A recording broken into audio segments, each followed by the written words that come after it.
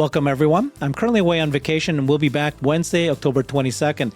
Today, your host will be Larry Goldberg. Larry co-founded several companies and is now an active venture capital investor. And here we are. We've taken over Herbert's studio, and I'm Herberg. No, it doesn't work. Anyway, you know what? I'm just going to be Goldberg. And Goldbert. And we have Joe Bhakti with us again. Welcome, Joe. It's good to be back at the Goldbird show. Yeah. And, it could have been a Bhaktiberg Bert show. But, he wouldn't give you the keys. He gave me the keys, so you're just going to have to. That's true. It's the Goldbird show. We are not yet at the Bhakti Bird. That could also work. Yeah, well, maybe if you grow up, you can also do it. Joe, we have earnings hard pressed upon us. What do we think? Well, I just came out with a video. I'm abstaining from any kind of earnings play on the stock, trading side. Normally, I just hold my core position throughout earnings. My philosophy in general is there are some events that are so covered by people that it's impossible to generate alpha, right? In earnings, everyone is staring at that. Everyone looks at the numbers. Most people know more than me who are professionals about this, right?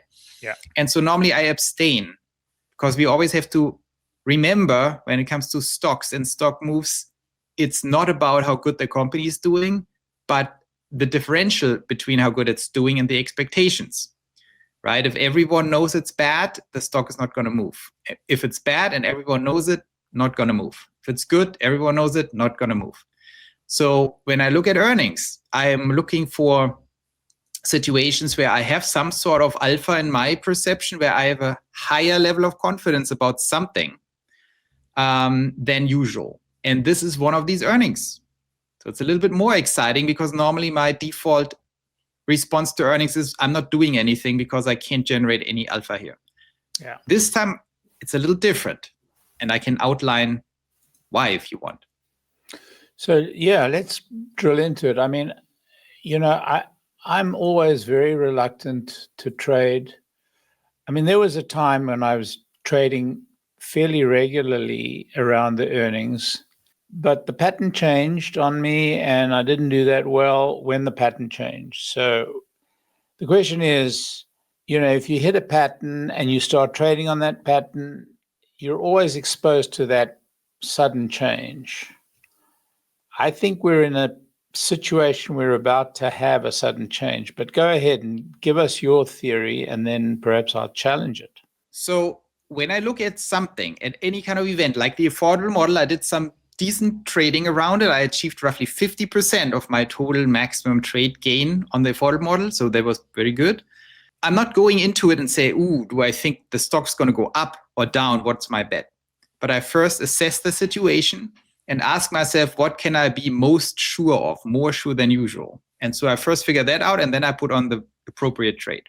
So here's what I think. I think in these earnings, it's about three things. It's about what happened in the past and is that in line with expectations, better or worse. Then it's about what's going to happen in the next 2 quarters or next quarter. What are the expectations? And are we more likely to come in above or below? And then third, there's a special situation in this instance, which is November 6th, the shareholder meeting, which dangles an additional carrot and reduces the importance of these earnings, right? Because the eye will move towards November 6th. So the earnings this time are not the be-all situation, but people will basically be bridged into November 6th. So what does it mean?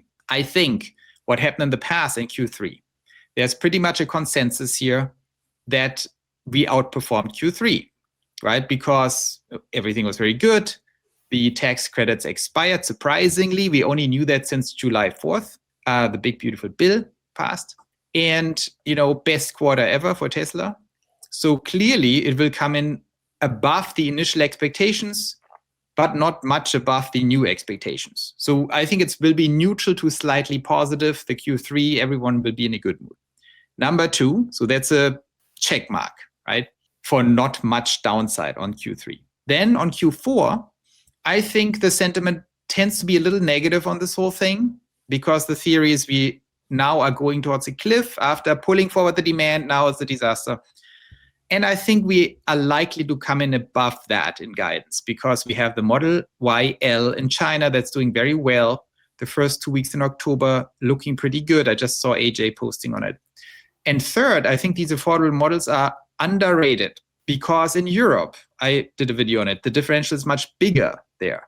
It's actually over $10,000 cheaper than the cheapest version before. So in Europe, the differential is bigger. I just saw on Tesla's website that the new lease prices are still not out for standard, but for premium, they are now lower at $329 for the premium version. So we are still waiting for the standard, but there is a chance it comes in at $199 at this point, or $229 minimum. So that would be very disruptive for the United States, in my opinion, if you have $3,000 down and $199 a month in lease, or $229. So I think the Q4 guidance could also be not as bad as people expect. So there's a slight positive potential. But now my most important point is this is a bridge into November 6th. Elon will do everything to pump this whole thing because this is the most important vote ever. This is about his pay package, and we are going to talk in a different show about that. There's just no way on earth that this call is going to be bad. Like Elon is not going to go in there, be depressed or negative. And so we know how important that is. And the eyes of the bulls and bears will be directed towards November 6th, which makes it very unlikely that we see a big downwards move of the stock because November 6th will serve as a magnet, in my opinion. Maybe there's a sell the news event on November 6th. That's a whole different debate. But into November 6th, I do not see, absent some macro problem, Fed meeting or something, but purely on Tesla, I do not see that stock going down into the meeting. No way. So what does it all mean? It means that I'm not necessarily buying more stocks because I think it's going to go up, but I have a higher than usual certainty that we do not see a major drop. And that's my trade. So my trade is short puts out of the money at 405. I already put it on Monday. So if you do it on Tuesday, maybe it's a little late, it's low premium. Maybe you can risk into 410, 415. I'm normally not, I don't want to get that close, but I'm basically betting on an extremely low likelihood of a 10% drop. And normally I wouldn't do that. But this time I'm confident enough. I mean, I'm not betting the farm, but I'm confident enough to make like a 1% gain on portfolio size on this trade. Easy peasy. And that's how I think about these tactical opportunities. I tend to still have a big buffer. My objective is 1% to 2%, because you can do the math, right? If you do every second week 1%, then you're the best trader ever. And so I'm waiting for these opportunities like the affordable model, and then boom, put on an out of the money trade, short puts, sometimes short calls. And that's my trade. 405 strike, 350 long, right? Just to limit the margin. So it's a spread, vertical spread if you want to get geeky, but it doesn't matter. Like the point is I'm selling puts at 405 strike because I have an unusually high confidence that we are not going to drop 10%. So color me skeptical. Why? I think your great risk is which Elon turns up tomorrow. Because, yeah, he's got this huge risk on with November the 6th. Yeah, he's got to get this pay package. But, sometimes those things they just slough off him like dead skin. I mean, he is his own person. He tends to march to his own drummer, and he could be in a bad mood. I mean, the number of trades that he's destroyed around earnings because the wrong Elon turns up. I remember three earnings ago. Yeah, it was 3 earnings ago. It'll be 4 by tomorrow. But 3 earnings ago, he turned up in a completely different frame of mind. It was like the clouds had lifted, the world has changed, the world is fresh, and the stock went up by like 10 points the next day. You mean in Q3 earnings, like in October last year. Yeah. But they also had some good news and everything. I mean, that was a pretty big thing. Yeah, you could say, but I mean, I don't correlate good earnings with good attitude. I can go back. Not good earnings I agree with you on that, but I see some correlation. I think maybe I'm delusional, but I think I was not unsuccessful in predicting Elon's mood because it's not completely random. You can read his mood on a more long-term time scale, on a monthly level or weekly level. And I think Elon is in a good mood right now. He's bullish, he's back. He likes XAI, he likes Optimus, he likes Robotaxi, he tweets. Last time when he was really depressed, I forgot when it exactly was, it was pretty clear that Tesla was struggling. He was not in a good mood. So it wasn't too surprising. I think now he is in a good mood. He's fired up and ready to go. It's my read on him right now. When you look at the tweets, upbeat, and the macro thing, he came out of politics. He's now back at Tesla, working on his favorite stuff. Optimus is doing fine. So it's always a probabilistic game. Yeah, it's not a guarantee. Of course, it can drop 15%, but I'm saying I have an unusually above average confidence that this is not going to happen this time. I like the trade. I like the trade if your assumption is correct. Yes. I think there is a relative risk to the trade, but you're hedged against that, a very serious risk. So yeah, that's fairly clear. I've just given up, although it's been very profitable, I will say, but I've given up trading around these very short events. I guess I'm not a trader by heart. I don't have the passion for it. There's some people, I think you represent that, have a passion for these short-term trades.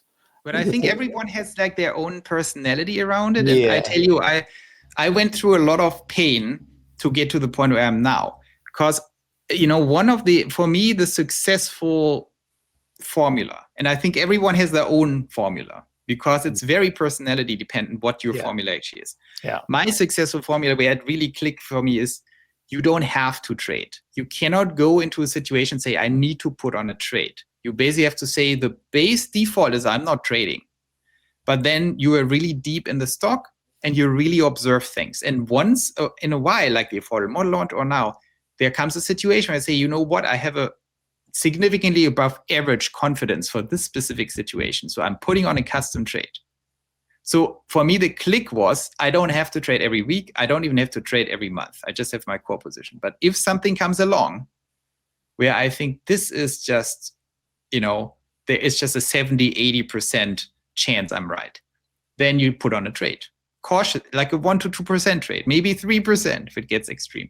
So, and that is a very winning formula. So the art of not trading, this is very important. The default is don't do anything. Only do it if you have a critical level of confidence.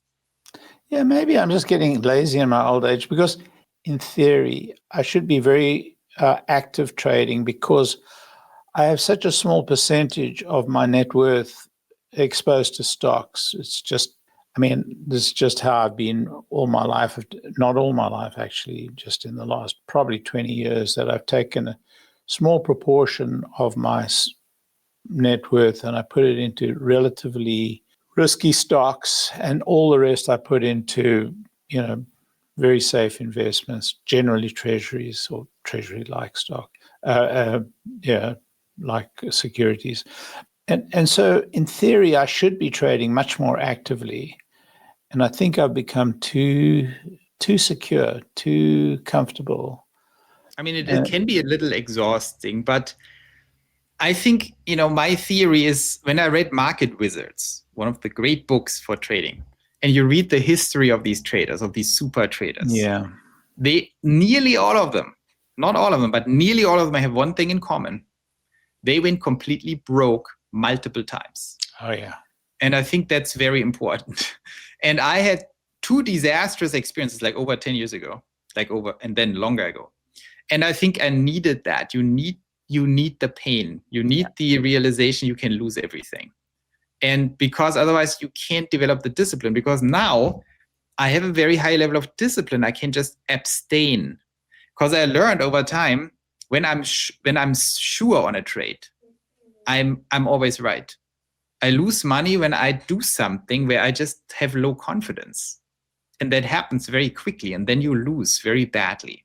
And so the discipline to say, like, you know what, if you're right once a year in a big trade, you will be the best trader in the world. If all you do is your one trade that have the highest confidence, you would be the best trader in history. It's that simple. But no one has a discipline. Everyone just keeps trading and losing money, including the one good trade. And so once I realized this, when Tesla hit like 220 or something last year and this year when it was super down, it was just obvious to me. But you have to learn, when do you call it obvious? Of course, while it's going down, you think, oh, this is the bottom, this is the bottom. But when it's actually the bottom, it's pretty obvious. But then you're mostly so exhausted because you already double bought the dip that you can't do it anymore.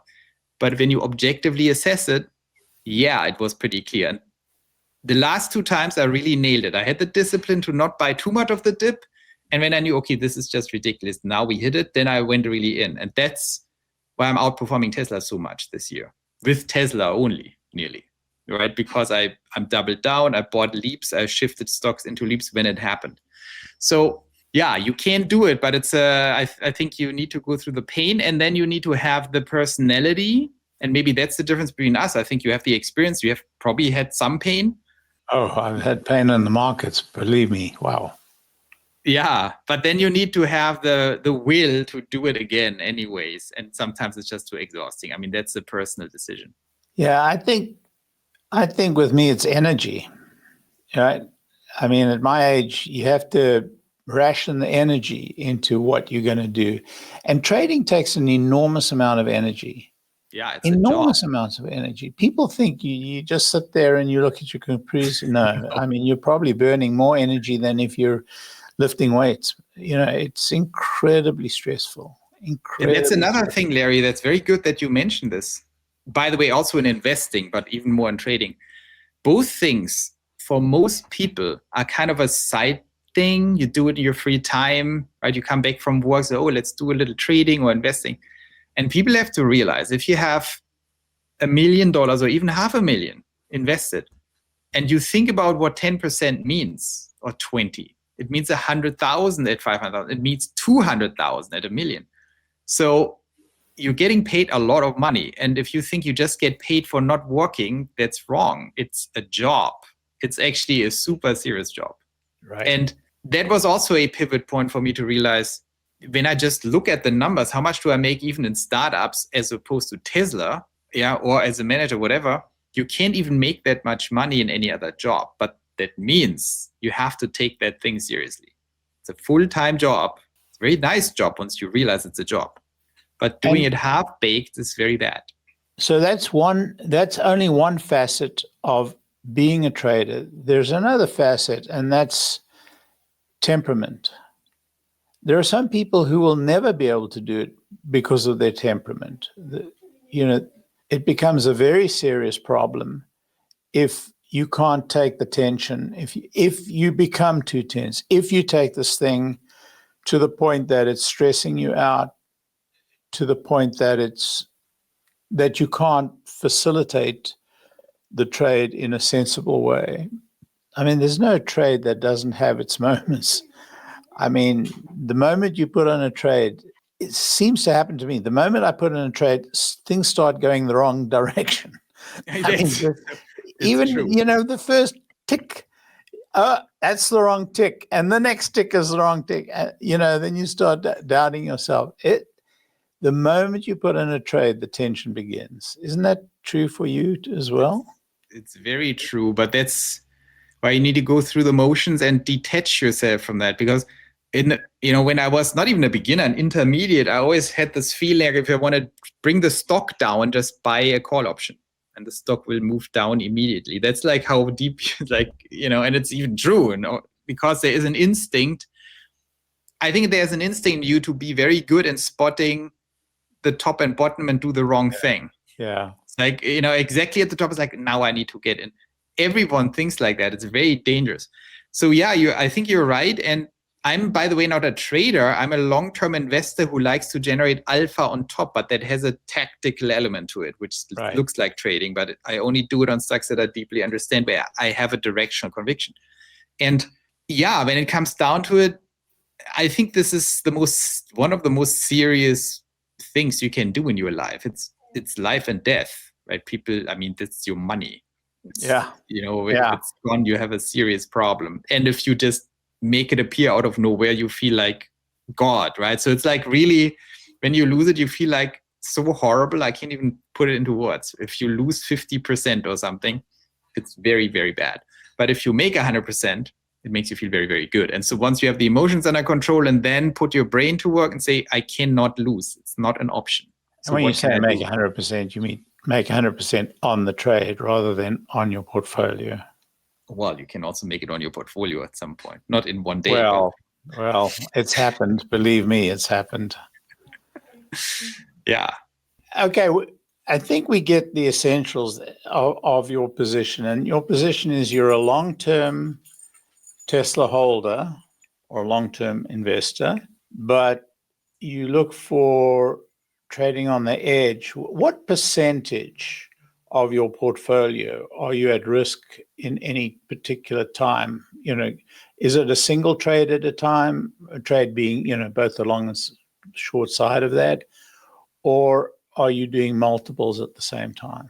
It depends a little bit. So I would discern between core position and then tactical trading around the edges to generate alpha when the opportunity presents itself. And these trades at the edges can get complex, right? For example, the affordable model that looked very good, then it went up too much, and I put on actually short calls because I was also way out of the money, but it was like totally overshooting, and I totally nailed that one. 470, 480 calls, short, weeklies. And that made me a nice like 2% or something. That's a lot of money for a week, like an enormous amount of money, just to alpha it. And so these things happen. So I was short puts in the money, deep in the money short puts, because I was directly tactically betting on the affordable model launch. That totally happened. Stock ran up. And then my concern was at launch because it ran up too much too fast into the launch. That's where I switched and then put the short calls. So that was a tactical move. I didn't expect this, but I saw like, this is just too much. And so I nailed this, didn't make as much money on the puts, but made some back on the calls. And then the trade was gone, right? Then I stop it. So that's then concluded. And that's the art. You have to stop when the trade is done. And now I'm just doing the next one very in short order because the earnings are clear. And this sometimes you have to look at the situation because, if the stock would be up too much, I wouldn't do that. Right. So it needs to be everything has to be aligned. But okay, so now let's look at the macro picture. So you're trading around this portfolio of yours, and your portfolio, I understand, is largely Tesla. You're trading Tesla because it's so volatile, and you're trading around the edges of the position based upon the tactical events that you are so familiar with, because the market is never as familiar as these Tesla retail investors. Yes, but important is I'm not, when you say trading, what I don't like about the term is that it sounds like I'm continuously every week just doing something. Right. And that's not what it is. I'm doing tactically. I put on tactical trades or opportunistic trades when the situation arises, and my default is to not do it. Yeah. So I do it maybe 10, 15 times a year. Okay. That's where I'm going to get to. At the end of the year, you've either lost or you've made money. So your cash position in relation to your portfolio is relatively large or relatively small? Give me a sense, because I'm somebody who's got huge cash position compared to my portfolio position. I'm strategically very bullish on Tesla. So my cash position usually is 0 or negative, slightly negative. So I'm very much into Tesla, but you can still sell puts and, you can still go a little bit more on margin tactically. And normally my trades, by the way, are weekly trades, right? We are talking about 5 to 10 trading days, or it's a complex combination trade like now. Well, it's also just 10 business days. So normally they're short. And the only other thing I'm doing that is actually very successful is that I'm rolling over shares into leaps, long-term call options for long-term holding, if I believe I need to double down in a serious way. Because I'm maxed out on money, if the stock drops dramatically, like because I'm a long-term holder, it can drop dramatically. If I think it's ridiculously dramatic, like in April, I rolled over a lot of shares, half of all my shares, which was a lot, into long-term calls. And these things are up to 150 to 200% now. The long-term call that you would roll it into is, I guess it's a year to 2 year. It's the maximum period. And what is the price you'll set that call at in relation to the then price? So you're down at 200. What did you set your long-term call at, both in term and in amount? I'm still fine-tuning this.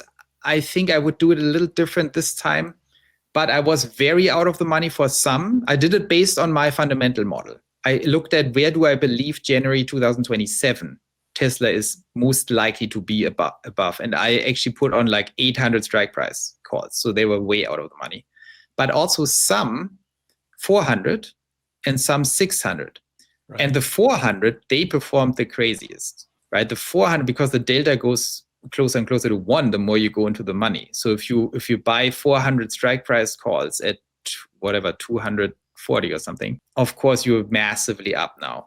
They're way more up than the 800 strike. Yeah. And, all right. From a tactical point of view, clearly the lower strike price is going to be better from a tactical point of view. But then how do you treat it when the stock is now, well above your strike price and the term is getting shorter and shorter, and you're seeing the potential term looming? So tell us what So when we talk about leaps, there is like especially for Tesla, it's actually it's not even math, it's empirical premiums you have to look at, and the decay of premiums and how this curve actually looks like. And Black-Scholes models and all this stuff is very stupid in my opinion, because it's not connected to reality. You need to have a matrix that basically reflects the true premiums of that stock, right? So where you need to basically project all the existing real options and then can simulate. You can see where's the 6 months out call at that strike, where's the 12 months, 9 months, 3 months, and where's the biggest decay. And what you see with Tesla is that between 6 and 12 months, it's deadly. That's where you have massive decay, right? So when you are basically falling below 12 months and then just wait and nothing happens, you're just getting murdered. Yeah. Actually more than on the 3 months. So this is a weird curve that totally depends on the market, right? Who knows? It's all what people are betting on. That's why Black-Scholes makes no sense to me. This is all empirical and changes based on market.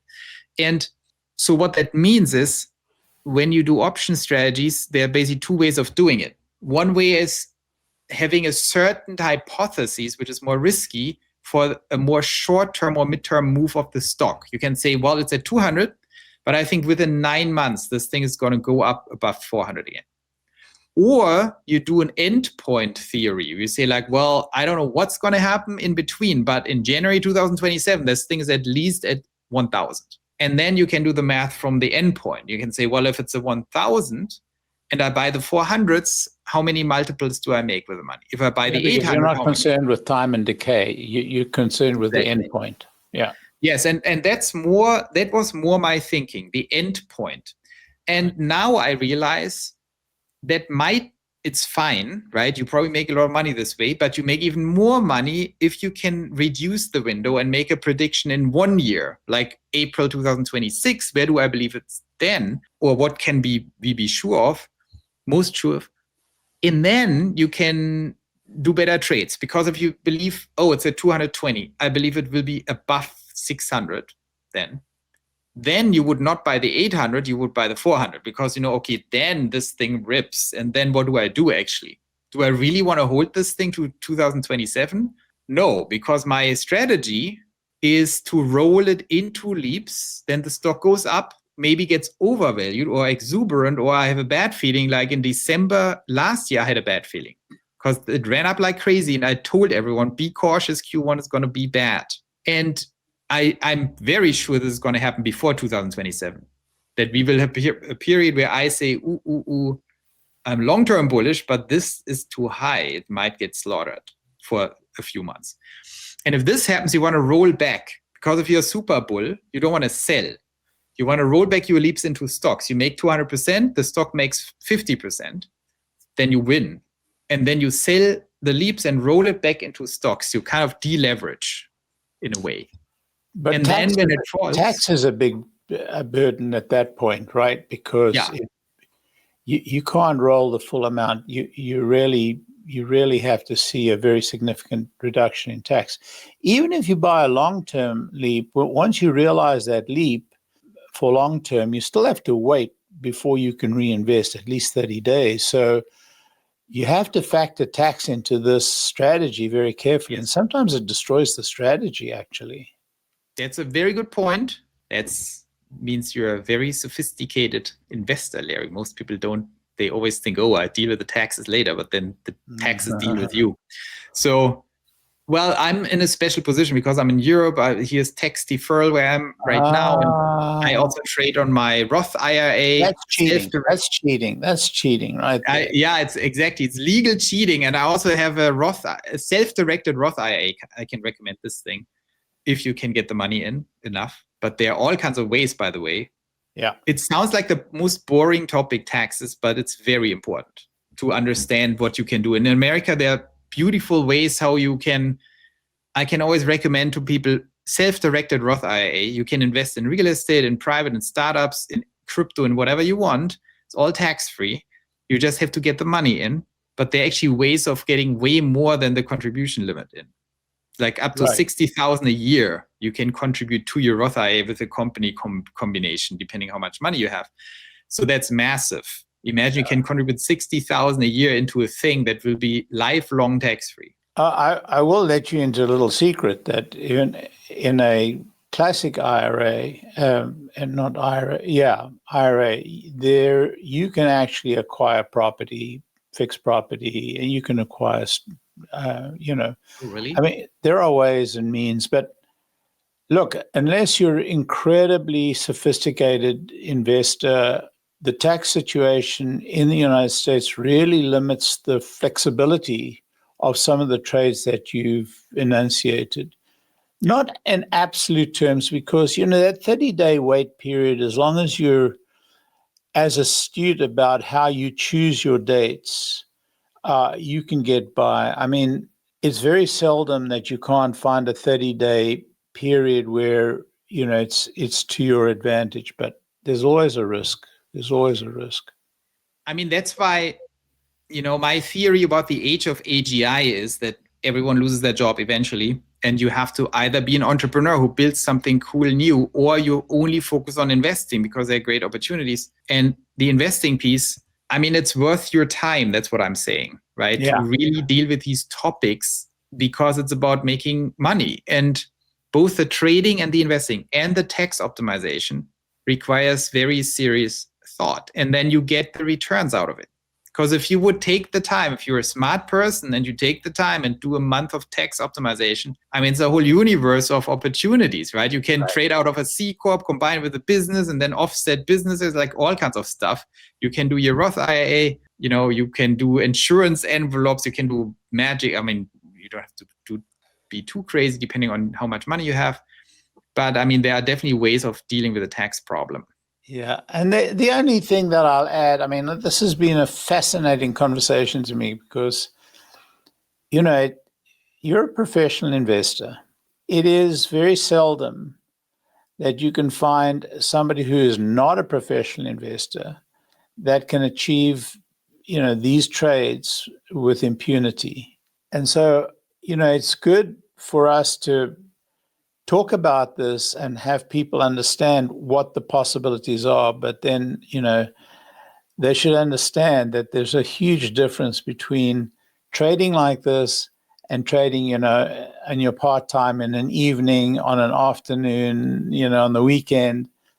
That it could never work that way. Yeah, it's a good point, Larry, because for me, sometimes I'm I'm like contemplating with myself, like, should I even talk so much about it? Because sometimes I get complaints on X, like, Joe, you said short puts. What do we do now? And it's like, oh, that was 72 hours ago. I reversed the whole thing, because you have to be on top of it. There's in the Market Wizard book, also interesting. I read this, I think 12 years ago or something. There was this guy who had like this crazy position, and his life was destroyed in 2008 in the great crash. And he had basically on Friday night put on this crazy trade, and then turns out total disaster over the weekend with the president meeting, and it's the end of the world. And then he talked to a friend, and he walked, right? That means you're running through the streets of Manhattan and your brain is just in overdrive for 48 hours with no sleep. That's walking. Like, but he was a pro. It's like all scenarios, thinking, talking to everyone. And then he basically completely reversed. He already panicked on Friday, put on this panic trade. And then he thought about it. And Sunday night, he basically reversed the entire trade, did the exact opposite. And he said, that's exactly what the market wizards can do. And what most people don't understand, like conviction can kill you. You have to have conviction and this deep conviction in something, but you have to be able to switch on the spot. Right. Because if things change, you have to change your opinion. And that's also what I see on X. You know, it's often like this vanity contest, like, oh, I was wrong. You were wrong. I was right. It's like, I don't care if I'm right or wrong. I care about if I make money. Yeah. Like I won't hesitate a second to do the exact opposite of what I said if something changes. Because who cares if I'm wrong or right? I care about not losing money. And so it's I think always important to disclaim when I explain any kind of trade. You can't just, like, if you do it, you have to be on top of it. What I'm saying is what I'm doing right now. It's not what I'm doing in 10 minutes necessarily. It depends what happens. That's a very good observation. And, you know, I hope it serves as somewhat of not a red light to the amateur trader, but a source of, really caution and a warning that this is a very dangerous game. It has enormous upside, but there are, very significant traps along the way. Joe, thanks very much. It's dangerous if you don't know what you're doing. It's like the snake, these snake masters who do the cobra dance and nothing happens to them. But if you do it, something's probably going to happen to you. So you have to just know the animal. And just understand that there's none of us who haven't been scarred along the way. Very scarred. And be ready to be scarred. Joe, thanks very much. It's been fantastic. Yeah, it was a lot of fun, Larry. This time was great. I've created a website that is the most comprehensive resource for the Tesla investor. Please check it out. Simply go to my website at herbertong.com.